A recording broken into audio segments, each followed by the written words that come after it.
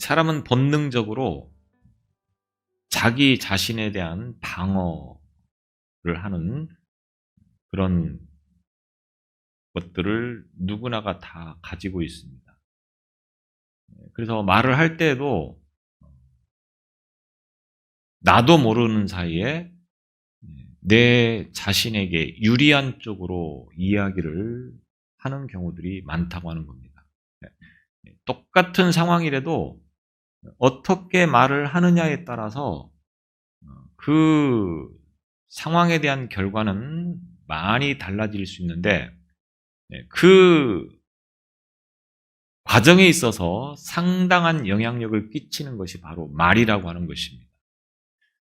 그래서 우리가 알다시피 언론에서 어떤 방향으로 어떻게 표현을 해서 그 사실을 보도하느냐에 의해서 굉장히 그 언론을 듣는 사람들에게 영향을 끼치는 그런 상황들을 우리가 많이 보게 된다고 하는 것입니다. 비단 오늘 성경 속에 등장하는 인물들도 자기 자신에 대한 보호와 또 자기 자신에게 유리하도록 말을 하려고 하는 많은 사람들의 이야기를 보게 되었습니다. 그런데 오늘 이 본문의 말씀을 통해서 그런 부류의 사람들을 우리가 다시 한번 만나게 되어지는 장면을 볼 수 있습니다. 바울이 예루살렘에 도착을 해서 구제 헌금을 모은 것을 돌려주고 그리고 3차 전도 여행의 그 모든 과정들을 보고를 한 다음에 로마로 가기를 원했습니다. 그런데 이런 계획을 가지고 예루살렘에 도착했지만 유대인들에 의해서 죽임의 위기를 당하게 되어지죠. 겨우 천부장에 의해서 보호를 받던 바울이 다시금 총독에게 넘겨져서 재판을 받게 되어집니다. 당시 총독이 벨릭스라고 하는 총독이었습니다. 이 총독이 재판을 해본 결과 바울에게는 아무런 문제가 없다고 하는 것을 알게 됐습니다. 그럼에도 이 유대인들이 자신이 바울을 아무런 죄가 없다라고 석방을 하게 되어지면 자신에 대해서 반감을 가지고 좋지 않은 감정을 가지고 볼 것이 뻔하기 때문에 그 유대인들의 눈치를 볼 수밖에 없었습니다. 그래서 벨릭스가 어떻게 판결을 내립니까? 천부장을 다시 데리고 와서 그 천부장으로 하여금 모든 상황에 대해서 다시 한번 들어보고 판결을 내리겠다 이렇게 이야기를 했었죠. 이미 천부장은 아무런 문제가 없다고 하는 편지를 보내서 함께 이 바울을 보냈기 때문에 재판 절차상 보면 바울은 아무런 문제가 없었다고 하는 겁니다. 다만 이 총독이나 관리들이 유대인들이 바울을 고소하고 바울을 죽이려고 하는 유대인들이 바울을 석방하는 것을 보면 조용하게 일이 넘어갈 것 같지 않으니까 그들의 눈치를 보면서 이 바울을 그냥 총독부에 구류를 시키게 되죠. 그로부터 2년이라고 하는 시간이 흘러가고 벨릭스 총독이 물러가고 다시 새로운 총독이 부임을 하게 되었습니다. 그 총독이 바로 베스도라고 하는 총독이 되겠습니다. 이 신임 총독 베스도가 가이사랴에 도착을 한 지 하룻밤 쉬고 그 다음날 다시 예루살렘을 방문을 하게 되었습니다. 그러니까 가이사랴에 도착하고 그 다음날 하루를 쉬고 그 다음날 다시 예루살렘을 향했다고 하는 겁니다. 그래서 지난주에 말씀을 드렸듯이 3일 후에 이 베스도 총독이 예루살렘을 방문하게 된 것입니다. 그것은 총독으로서 역할을 감당하는 데 있어서 유대의 백성들의 도움을 받는 것이 마땅하다고 생각을 했던 것입니다. 그리고 유대인들에게 있어서 가장 중요한 자리에 있는 사람들이 주로 예루살렘에 있었던 거죠. 대제사장이나 또는 뭐 장로들이나 또는 사내들인 공회원들이 예루살렘에 있었기 때문에 이 베스도 총독은 먼저 예루살렘에 가서 그들과 만나서 인사도 나누고 앞으로 자기가 이 유대를 총독 관할하고 있을 때 잘 좀 도와달라고 부탁을 하려고 하는 의도를 가지고 예루살렘을 방문을 했다고 하는 것입니다. 여기에서 바울에 관한 이야기를 듣고 그리고 베스도는 다시 모든 예루살렘에서의 일정을 마치고 다시 가이사랴로 돌아오게 되어집니다. 그리고 가이사랴에 도착한 이후에 수일이 지난 다음에 이 가이사랴에 있는 베스도 총독을 찾아온 사람이 있습니다. 그가 누구냐? 바로 오늘 아그리빠 왕과 버니게라고 하는 사람입니다. 이 아그리빠 왕과 버니게라고 하는 사람이 유대의 새로운 분봉 왕이 되어서 먼저 총독인 베스도를 찾아가서 인사를 나누게 되어지는 겁니다. 그러니까 이 상황은 우리가 예전에 일제 침략 아래에 있을 때 일본이 우리나라의 총독부를 두고 실질적인 통치를 하게 되었습니다. 그러나 명분상 우리나라에도 왕은 있었죠. 그 왕 역할을 하는 사람이 지금 바로 이 아그리빠 왕이고 그 부인이 버니게라고 하는 사람인 것입니다. 그러니까 지금 이 상황은 로마가 유대를 통치하고 있었기 때문에 식민지화하고 있었기 때문에 실질적인 모든 권한은 총독에게 있는 거죠. 다만 유대주의자 가운데서 이제 왕을 세워서 그 왕을 분봉왕이라 이렇게 표현을 합니다. 왕을 세워서 유대인의 어떤 대표와 같은 그런 자격을 주었다고 하는 겁니다. 그러니까 왕이라고 하는 직책이 사실은 더 높은 직책이지만 식민지이기 때문에 실질적으로는 총독이 더 막강한 권한을, 실질적인 권한을 가지고 있었던 거죠. 이 신임 총독 베스도에게 재판을 받은 바울은 가이사에게 상소를 했었던 장면을 지난주에 우리가 마지막에 말씀을 통해서 볼 수 있었습니다. 바울은 자신이 베스도 총독에게 재판을 받으면서 나는 로마 시민이기 때문에 최종적으로 가이사, 로마의 황제에게 가서 재판을 받기를 원한다. 이렇게 이야기를 했었다고 하는 겁니다. 자, 여기서 이 말을 들은 베스도가 이제 황제에게 바울을 고소를 하려고 하면 고소장을 써야 되지 않습니까? 이 사람은 무슨 죄를 지었기 때문에 이렇게 여기 로마 총독부에서 재판을 하고 다시 이 바울이 황제에게 상소를 했기 때문에 다시 황제께 돌려보냅니다. 라고 하는 편지를 써서 보내야 됐던 것입니다. 그 내용이 23장 26절 이하 26절 27절에 보면 그 내용이 나오고 있습니다. 그런데 베스도는 유대인들과 바울 사이에 있었던 이 고소와 변론을 통해서 가이사에게 상소를 할 자료를 전혀 확보하지를 못하고 있었던 매우 난감한 상황이었습니다. 왜?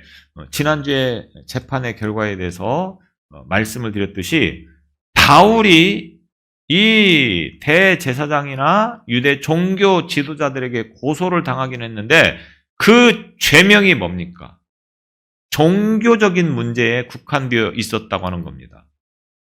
정치적으로나 로마의 법에 어떤 저촉할 만한 일들이 전혀 없었던 상황에서 지금 이 재판이 진행되어지고 있기 때문에 더 이상 사실은 로마 법정에서 다룰 만한 내용은 단 하나도 발견하지 못하고 있었다고 하는 것입니다. 그런데 유대인들은 계속해서 바울을 사형을 시켜야 된다고 하고, 바울은 스스로가 나는 아무런 죄가 없다고 그러고, 베스도 총독 역시 재판을 해본 결과 바울에게는 커다란 문제, 로마법에 저촉될 만한 행동을 하지 않았다고 하는 것, 이런 이유들을 통하여서 황제에게 고소장을 쓰기는 써야 되겠는데 마땅히 죄명이 없었기 때문에 이 황제가 총독이 굉장히 고심을 하고 있었다고 하는 것입니다. 자칫 자신이 무능한 총독이 되어버릴 수도 있는 그런 난감한 상황이었다고 하는 겁니다. 이렇게 난감해하고 있을 때에, 고민에 빠져 있을 때 방문했던 사람이 누구냐? 바로 유대의 왕 아그리빠와 버니게가 자신을 찾아왔던 것입니다. 어쩌면 이 유대인의 대표적인 이 아그리빠나 버니게는 바울의 이 재판에 관하여서 뭔가 분명한 진실 내지는 문제가 무엇인가를 알 수도 있을 것이라고 하는 기대감을 가지고 이 총독이 이제 이 아그리빠 왕과 버니게로 하여금 문제가 무엇인가를 밝히고자 하는 것입니다. 여기서 지난번에도 잠깐 말씀을 드렸지만 아그리빠와 버니게가 어떤 사람이냐라고 하는 거죠. 이 아그리빠는 AD 41년에서 44년까지 유대를 다스렸던 헤롯 아그리빠 1세의 아들을 말하는 것입니다. 그래서 사도행전 12장 1절에 등장하고 있는 사람인데 이 사람의 아들이었죠. 아버지가 죽을 당시에 이 아그리빠가 17살 되었었습니다. 황제 글라우디오는 이 아그리빠 1세의 뒤를 이어서 이제 유대의 왕으로 바로 이 아그리빠를 세우려고 계획을 하고 있었는데 당시 황제 측근들 가운데서 많은 사람들이 유대의 통치를 젊은이에게 맡기면 굉장히 어려움을 겪을 수 있으니까 더 능력 있는 뛰어난 지혜와 경험을 가지고 있는 그런 사람을 세우는 것이 좋겠다라고 황제에게 이야기를 합니다. 결국 황제는 이 아그리빠 2세를 다시금 세우려고 하는 계획을 철회를 하게 되어집니다. 그래서 당분간 이 유대에는 왕이 없는 상태의 공백 기간이었고 대신 유대 지방은 총독이 통치하는 그런 체계로 시간이 흘러가고 있었다라고 하는 겁니다. 그런데 갈기스의 왕이었던 헤롯이라고 하는 사람이 있는데 이 사람은 헤롯 아그리빠 1세의 동생이었었습니다. 이 사람이 AD 48년에 죽게 되어집니다. 그러자 그의 조카였던 이 헤롯 아그리빠 1세의 아들이었던 이 본문에 등장하고 있는 아그리빠 왕이 삼촌이 다스리고 있던 지역을 대신해서 물려받아서 이제 통치를 하고 있었습니다. 그리고 유대의 대제사장을 임명하는 권리나 회당의 통치권도 함께 이때 부여받게 되어집니다.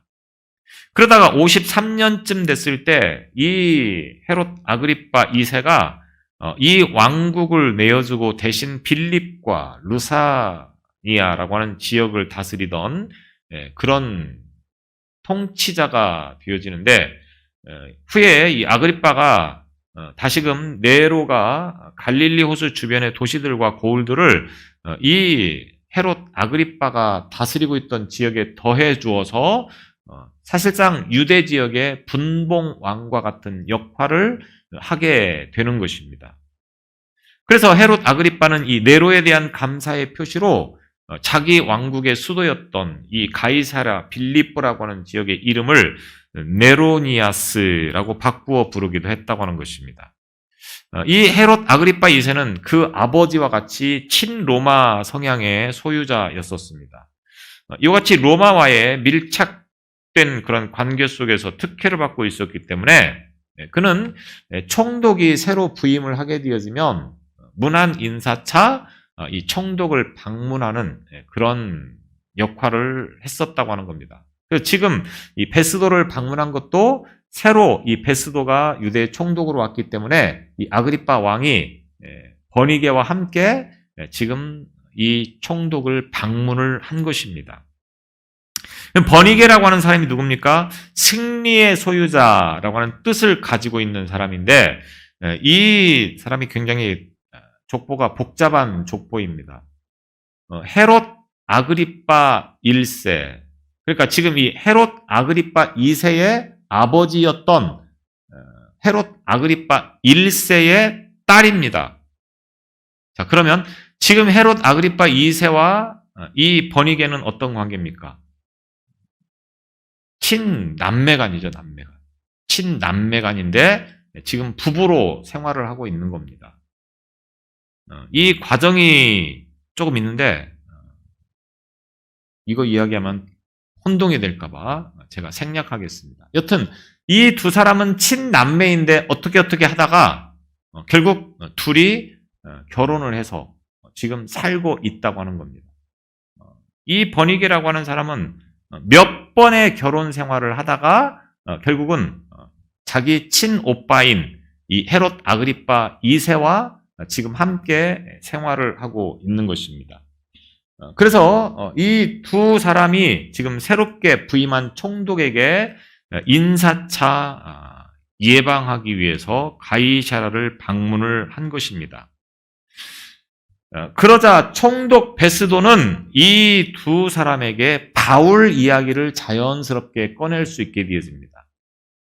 아마도 이 사람은 유대 왕이니까 바울에 대해서, 바울에 관하여서, 그리고 이 사건에 대해서 알고 있을 것이다 라고 생각을 해서 이제 그 이야기를 언급하고 있는 것입니다. 그래서 14절에 보면 여러 날을 있더니 베스도가 바울의 일로 왕에게 고하여 이르되, 아시겠죠? 베스도가 바울의 일을 누구? 헤롯 아그리빠 왕에게 보고를 하면서 고하여라고 말을 하고 있습니다. 고하여, 이 말은 보고한다고 하는 의미보다는 자문을 구한다라고 하는 의미가 되겠습니다. 그래서 바울 건에 대해서 무슨 명목으로 가이사에게 보고를 해야 되는지 상당히 난감한 상황이 있는데 마침 유대의 왕이 왔으니까 그 유대의 왕에게 조언을 구하는 거죠. 바울이 지금 이렇게 체포되어 왔는데 어떻게 이 바울을 고소를 해야 되느냐라고 하는 문제입니다. 그런데 이렇게 말하는 과정에서 보면 벨릭스가 한 사람을 구류하여 두었는데 이렇게 말하고 있습니다. 벨릭스는 누굽니까? 바로 전임 총독이었죠. 바울에게 아무런 죄가 없다고 하는 것을 알면서도 유대인들의 눈치를 보면서 석방시키지 못하고 2년 동안 구속을 시켰습니다. 기억나실지 모르겠지만 구속을 시키면서 대신 자유롭게 친구들이 면회를 오면 면회를 허용해주고 비교적 자유롭게 생활을 할 수 있도록 허락을 했던 것을 기억을 하실 거라고 봅니다. 여튼 2년 동안 이 문제로 있었다가 자기가 이제 새롭게 총독으로 와서 재판을 해왔는데 지금 바울을 무슨 죄로 고소를 해야 될 것인지 상당히 난감하다. 이렇게 지금 이야기를 하고 있는 것입니다. 그래서 14절 후반절부터 21절까지는 이 베스도가 바울의 송사건에 대한 재판 과정의 내용들을 다시 한번 회고하면서 이야기를 해보고 있는 거죠. 내가 재판을 해본 결과 이런 것이었다. 이렇게 지금 이야기를 하고 있는 것입니다. 그래서 이 베스도에게 바울은 벨릭스가 남기고 간 잔류물 중에 하나였다. 그가 처리를 했어야 옳았는데 그가 처리를 하지 않고 2년 동안이나 이 바울을 구속시켜 놓은 다음에 결국 내가 새롭게 총독으로 왔기 때문에 이 문제를 떠안게 되었다. 이렇게 지금 표현을 하고 있는 것입니다. 베스도는 내가 예루살렘에 있을 때에 유대인의 대제사장들과 장로들이 그를 고소하여 정죄하기를 청하기에 15절에 이렇게 말합니다. 이 말이 무슨 말씀인지 이해가 되십니까? 베스도가 가이사라의 총독으로 새롭게 부임을 해서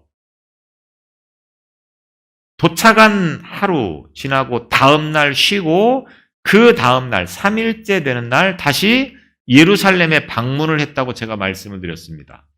왜?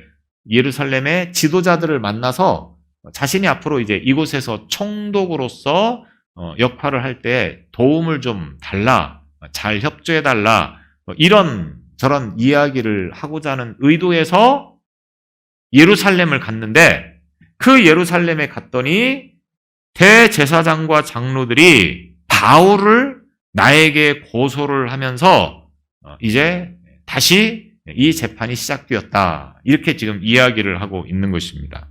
그래서 베스도는 오늘 이 25장 초반 시작되어지는 내용의 부분들을 다시 회고하고 있는 것입니다. 그리고 이 과정에서 지금까지 알려지지 않았던 또 다른 사실이 발견되어지는데 유대 종교 지도자들은 2절에서와 같이 단순히 바울을 고소를 한 것 정도가 아니라 정죄하기를 청했다. 오늘 이 15절 후반부에 보면 그렇게 말하고 있습니다. 대제사장과 장로들이 그를 고소하여, 지금까지는 고소한 것만으로 기록이 되어져 있었는데 그 후반부에 보면 정죄하기를 청하기에, 그러니까 바울이 죄가 있다 이렇게 단정을 지어서 지금 고소를 했다고 하는 것으로 이야기를 하고 있는 것입니다. 그들은 바울을 제거하기 위해서 어떠한 파렴치한 행동도 서슴지 않았던 유대 종교 지도자들의 모습을 다시 한번 이 말씀을 통해서 우리가 확인을 해보게 되었습니다. 이 유대 종교자들이 자신을 향하여서 바울을 이제 죄가 있기 때문에 그를 사형을 시켜야 된다. 이런 쪽으로 이야기를 했다고 하는 겁니다. 그러니까 이러한 종교 지도자들의 말에 대해서 베스도가 뭐라고 말했느냐? 16절에 보면 내가 대답하되 무릇 피고가 원고들 앞에서 고소사건에 대하여 변명할 기회가 있기 전에 내주는 것은 로마 사람의 법이 아니라 하였노라. 베스도 자신이 유대 종교 지도자들이 말하고 있는 저 피해자를 구속시켜야 되고 그리고 벌을 줘야 되고 재판을 해서 그 결과를 가지고 실행을 해야 된다. 이렇게 말을 했다고 하는 겁니다. 그때 이 베스도가 말하기를 피고가 원고들 앞에서 고소사건에 대하여 변명할 기회가 있기 전에 내주는 것은, 다시 말하면 피해자로 구속되어 있는 이 바울이 자신이 지금 어떤 잘못을 하고 있는가에 대해서 변명할 수 있는 기회를 주는 것이 로마의 법이라고 하는 겁니다. 이해가 되시죠? 예. 바울이 변명을 할 수 있도록 기회를 주고 그리고 그 변명을 들어본 다음에 판결을 내리는 것이 로마 법이기 때문에 지금 유대 종교 지도자들이 말하고 있는 것처럼 당장 바울을 어떻게 할 수 있는 문제가 아니다. 자신이 지금 이렇게 종교 지도자들에게 말을 해줬다고 하는 겁니다. 그런데 앞서 베스도가 유대 종교 지도자들과 만나서 했던 내용들 가운데 이런 내용이 있었습니까? 없었습니까? 전혀 없었습니다. 그런데 지금 이 자리에서 다시 말을 할 때는 그 내용을 첨가를 시켜서 말하는 거죠. 왜? 자신이 지금 잘 이 문제를 풀어가고 있다. 은연중에 이런 마음을, 이런 내색을 하고 있는 겁니다. 헤롯 왕에게, 아그리빠 왕에게 내가 지금 이 바울의 건에 대해서 비교적 공정하게 잘 문제를 처리해 가고 있다. 이렇게 알려주기 위해서 없었던 이야기를 첨가해서 로마법을 언급하면서 이야기를 하고 있다고 하는 겁니다. 심지어 가이사라에서 진행되어진 재판 과정에서 바울의 무죄가 확실했음에도 불구하고 유대인들의 민심을 의식하여서 예루살렘 종교 법정에서 다시 재판을 받도록 권유한 것은 공정한 로마의 법을 선명하게 보여주지 못했던 처사 아니겠습니까? 다시 말하면 베스도는 이 재판의 과정에서 아무런 문제가 없다. 바울에게는 아무런 문제가 없다고 하는 것을 분명히 확인을 했다고 하는 겁니다. 그런데 베스도도 바로 석방하지 않았다고 하는 거죠. 앞선 총독이었던 벨릭스도 그랬고 지금 이 베스도 총독도 바울을 재판해 본 결과 아무런 문제가 없었다고 하는 것을 알고 있었다고 하는 겁니다. 그런데 석방을 하지 않았습니다. 왜? 종교 지도자들이나 유대인들의 눈치를 보느라고. 유대인들은 지금 바울을 죽이려고 하는데 아무런 죄가 없다고 하는 것으로 석방을 해버리면 총독으로서는 유대인들과 또 충돌이 일어날 수밖에 없는 상황이 되는 거죠. 그래서 그 충돌을 피하고자 지금 이 재판을 미적대면서 빨리 처결을 하지 않고 있는 것입니다. 그런데 헤롯 왕에게 이야기를 할 때는 자신이 지금 이 재판을 아주 공정하게 로마의 법대로 잘 해결해 가고 있다. 이런 뉘앙스로 지금 이야기를 하고 있는 것입니다. 그러면서 17절에 보면 그러므로 그들이 나와 함께 여기 오매 내가 지체하지 아니하고 이튿날 재판자리에 앉아 명하여 그 사람을 데려왔으나 베스도가 예루살렘에서 유대 종교 지도자들이 바울을 이곳에 데리고 와서 재판을 하자 이렇게 말을 했었죠. 그때 이 베스도가 뭐라고 말했습니까? 내가 다시 가이사라로 간다. 그러니까 그곳에서 다시 재판을 하겠다. 바울은 그곳에서 지금 잘 구속되어 있는 상태이기 때문에 굳이 여기까지 데리고 올 필요가 없다. 내가 또 다시 가이사라로 가니까 그때 너희들이 와서 다시 고소를 하면 그때 재판을 열 것이다. 이렇게 이야기를 하지 않았습니까? 그리고 정말로 그 일이 있은 다음에 예루살렘에서 이 가이사라로 돌아와서 오자마자 그 다음 날 다시 재판을 시작했다. 이렇게 지금 17절에서 이야기를 하고 있는 것입니다. 그런데 가이사라로 올 때에 유대 종교 지도자들이 함께 와서 그들이 고소를 했기 때문에 지체하지 않고 그 다음날 바로 이 바울의 재판을 시작했다. 이렇게 이야기를 하고 있는 것입니다. 베스도는 예루살렘에서 가이사라로 오자마자 바로 바울의 사건을 처리하기 위해서 법정을 개정을 했고 그리고 자신이 직무를 결코 소홀히 하지 않고 신속하고 또 공의롭게 이 모든 사건을 잘 처리하고 있다. 아그리빠에게 다시 이와 같이 자신을 피력하고 있는 모습을 보게 되어집니다. 그러면서 18절에 보면 원고들이 서서 내가 짐작하던 것 같은 악행의 혐의는 하나도 제시하지 아니하고 원고들이 누굽니까? 종교 지도자들이겠죠. 유대의 종교 지도자들이 지금 바울을 고소했기 때문에 그들이 원고가 되는 것입니다. 그런데 그들이 고소를 하는데 베스도가 짐작하던 것 같은 이 말은 베스도가 아마도 이 바울의 재판이 왜 이렇게 열리고 있는가라고 하는 것을 나름대로 구상을 해보았던 것 같습니다. 물론 벨릭스에게 어느 정도 이야기를 듣기는 들었지만 그래도 바울에게 뭔가 분명히 이런 혐의점들은 있을 것이다라고 하는 것을 어느 정도는 생각을 해보았다고 하는 겁니다.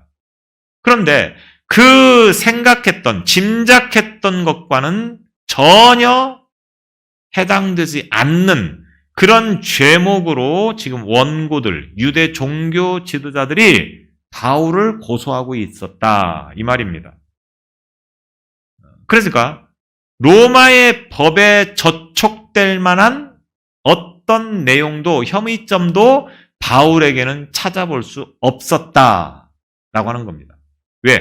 유대 종교 지도자들이 고소하는 내용은 말 그대로 종교적인 문제, 유대인들의 종교적인 문제일 뿐이지 이것이 로마법에 의해서 구속이 되거나 또는 사형이 될 만한 그런 어떤 혐의점도 하나도 그들이 제시하지 못했다.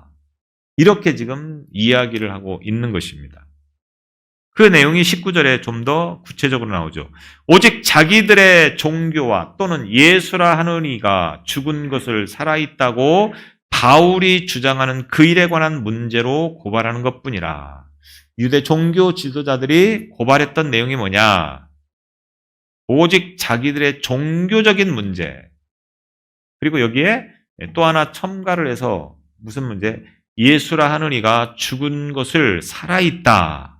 다시 말하면 예수님의 부활에 관한 것을 바울이 선포하고 있다. 이 죄목을 가지고 고소를 했다고 하는 겁니다. 그런데 자기들의 종교 문제이든 예수의 부활 사건이든 이것이 로마의 법과는 아무런 관계가 없다고 하는 겁니다. 법적으로 구속될 만한 사유가 전혀 되지 않는다 이 말입니다. 그런데 유대 종교 지도자들이 지금 그런 죄목을 가지고 바울을 고소했다고 하는 것입니다. 여기서는 8장에서 8절이나 24장 6절에서 말하고 있는 성전 모독죄는 말하지 않고 있습니다. 그리고 나머지 두 가지 문제를 지금 말하고 있는데 이 두 가지 문제 역시 어떤 식으로든 이것이 정치적인 문제가 될 수 없고 로마의 법에 저촉되는 그런 내용이 아니기 때문에 실질적으로 바울은 아무런 죄가 없는 것이다라고 하는 것을 인정하는 그런 상황이 되어지는 것입니다. 그래서 20절에 뭐라고 말합니까? 내가 이 일에 대하여 어떻게 심리하는지 몰라서 바울에게 물었대. 예루살렘에 올라가서 이 일의 신문을 받으려 하느냐? 그러니까 베스도 총독이 재판을 해본 결과 아무런 문제가 없었기 때문에 이것을 어떻게 결정을 해야 될지를 모르기 때문에 바울에게 다시 예루살렘에 가서 그러니까 산헤드린 법정에 가서 재판을 받겠느냐 이렇게 물어보았다고 하는 겁니다. 지난주에도 이 말씀이 반복되었던 내용이죠. 이 말씀이 이미 언급되어진 내용을 다시 베스도 총독이 이야기를 하고 있는 것입니다. 바울에게 베스도가 네가 예루살렘에 가서 산헤드린 공회에 가서 다시 재판을 받겠느냐 이렇게 질문을 했습니다. 그러니까 바울이 뭐라고 말합니까? 자신은 로마의 시민이기 때문에 나는 황제의 판결을 받기를 원한다. 이렇게 이야기를 했다고 하는 것입니다. 그 내용이 21절에 나오는 거죠. 바울은 황제 판결을 받도록 자기를 지켜주기를 호소하므로 내가 그를 가이사에게 보내기까지 지켜두라 명하였노라 하니 바울은 나를 황제에게 보내서 가이사에게 보내서 재판을 받도록 해달라. 대신 그 가는 순간까지 나를 보호해달라. 지켜달라. 누구로부터? 유대인들이 나를 죽이려고 하고 있다. 이미 바울은 자신을 죽이려고 하는 유대인들이 많이 있다고 하는 것을 알고 있었습니다. 앞서 천부장의 보호를 받고 있을 때도 자신을 암살하려고 하는 40인의 암살단 이야기를 듣고 천부장에게 이야기를 해서 겨우 위기를 피해서 로마의 총독부로 옮겨지게 됐죠. 로마의 총독부에서도 역시 바울을 다시 예루살렘으로 데리고 가면서 그 중간에 매복에 있다가 죽이려고 하는 것을 볼 수 있었습니다. 이같이 바울은 틈만 나면 자기를 죽이려고 하는 유대인들이 있기 때문에 로마가 나를 적극적으로 보호를 해줘야 된다. 왜? 나는 로마인이기 때문에. 그런데 이 말을 하고 있는 지금 이 순간에 바울의 의도는 뭡니까? 자신이 정말로 유대인들로부터 죽음의 위기를 당하기 때문에 그거를 피하려고 이렇게 말하고 있는 것입니까? 지난주에도 말씀드렸듯이 바울의 의도는 자기가 죽는 것이 두려워서 지금 이렇게 이야기를 하는 것이 아니고 로마에 가고자 하는 열정 때문이라고 하는 겁니다. 왜? 자기는 로마에 가서 복음을 전해야 되는 겁니다. 왜? 로마는 바울이 로마를 가본 적이 없습니다. 그런데 유대인 가운데서 그리스도교로 개종한 사람들이나 또는 어디에서 복음을 듣고 로마 지역 안에서 예수를 믿는 사람들이 굉장히 많이 일어났다고 하는 겁니다. 로마 교회가 세워졌습니다. 그들이 어려움 가운데서도 신앙생활을 잘 하고 있는 소식을 듣고 바울이 먼저 편지를 썼죠. 그게 바로 로마서입니다. 그러니까 한 번도 가본 적이 없었던 그 로마 교회를 향해서 편지를 썼던 내용이 로마서죠. 그래서 로마서를 보면 신학적으로 굉장히 완벽하게 잘 설명되어진 그런 내용들이 로마서 안에 담겨져 있는 겁니다. 내가 조만간 로마를 방문하겠지만 그 로마를 가기 전까지 당신들이 신앙생활을 잘 해야 된다. 로마에 엄청난 핍박이 있다 할지라도 당신들은 거기에 굴복하지 말고 그 신앙을 잘 지켜야 된다. 이런 내용의 편지를 쓴 것이 바로 로마서라고 하는 겁니다. 그리고 바울은 반드시 한 번쯤은 로마에 가서 자신이 그 로마 교인들에게 위로하고 격려하고 그리고 신앙생활에 대해서 좀 더 조언을 해줄 것들이 있기 때문에 꼭 로마로 가고 싶어 했다고 하는 겁니다. 그러니까 로마로 가기 전까지는 자기는 죽으면 안 된다고 하는 것이 바울의 생각이었습니다. 자신이 단지 생명을 연장하기 위한 것만은 아니라고 하는 겁니다. 그래서 청독에게 나를 지켜달라 이렇게 부탁을 해서 베스도가 그 바울의 요청대로 지금 이 바울을 잘 지켜주고 있다. 그 내용이 바로 21절의 내용입니다. 자, 지금까지 모든 이야기들을 잘 듣고 있던 아그리빠가 베스도에게 뭐라고 말합니까? 그러면 나도 직접 바울에게서 한번 말을 들어봅시다. 바울이 어떻게 말을 하는지, 무슨 죄를 짓고 이곳에 왔는지, 바울이 어떻게 변명하는지 내가 한번 직접 그 이야기를 들어보고 싶습니다. 이렇게 이야기를 하는 내용이 22절입니다. 그러니까 베스도가 뭐라고 합니까? 오늘은 늦었으니까 그럼 내일 합시다. 이렇게 하면서 22절이 마무리가 되죠. 그리고 23절 이하로부터는 이제 그 다음날 직접 바울이 또 변론하는 내용이 나올 것입니다.